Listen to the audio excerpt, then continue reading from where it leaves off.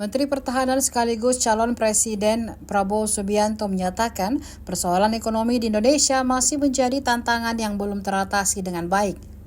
Untuk itu, Prabowo mengikut sertakan Partai Kebangkitan Bangsa atau PKB dan memanggil Caimin untuk menjadi menteri dalam mengatasi permasalahan tersebut. Hal ini menarik perhatian publik karena sebelumnya Caimin merupakan lawan Prabowo saat Pilpres 2024 lalu. Ketua Harian PKB Syafia Asfar angkat bicara soal alasan Caimin bersedia untuk ikut dalam pemerintahan Prabowo. Ia mengungkapkan Caimin siap menjadi Menteri Prabowo untuk menyelesaikan berbagai persoalan ekonomi dan sosial di Indonesia. Syafia juga mengapresiasi ajakan Prabowo untuk membantu menyelesaikan masalah sosial, terutama kasus perundungan dan pelecehan seksual.